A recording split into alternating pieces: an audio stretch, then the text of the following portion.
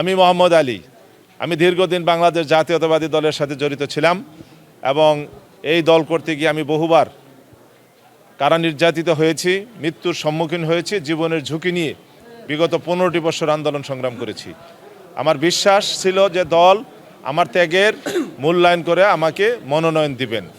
আমাকে দল কোনোভাবেই খাটো করতে পারেন না, কারণ আমি একদিকে যেরকম আন্দোলন সংগ্রামে ছিলাম, আমি সুপ্রিম কোর্টের একজন আইনজীবী হিসাবে দলের মামলায় আমি অনেকই আইনি সহায়তা দিয়েছি।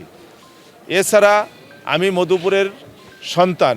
আপনারা জানেন মধুপুরের 70% ভূমি লাল মাটি এবং কিছু পাহাড়ি অঞ্চল। আমি এই লাল মাটির সন্তান। সেই ক্ষেত্রে লাল মাটির সন্তান হিসাবে মধুপুরের জনগণ এবং স্থানীয় সন্তান হিসাবে ধনবাড়ি মধুপুরের জনগণ আমাকে যেভাবে ভালোবাসায় সিক্ত করেছেন, আমাকে যেভাবে সমর্থন দিয়েছেন, আমার বিশ্বাস ছিল দল আমাকে মনোনয়ন দিবে।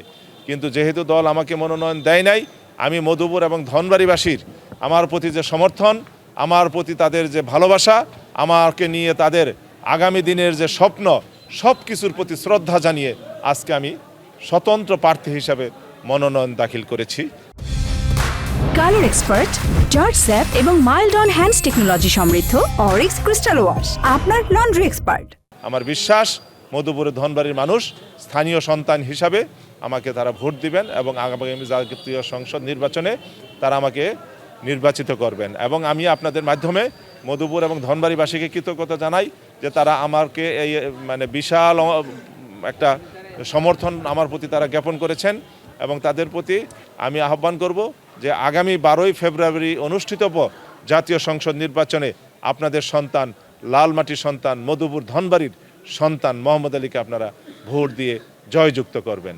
যে মধুপুর এবং ধনবাড়ির জনগণ আমাকে যেভাবে সমর্থন করেছেন, সেই সমর্থনের প্রতি শ্রদ্ধা জানিয়ে আমি আজকে মনোনয়নপত্র দাখিল করেছি।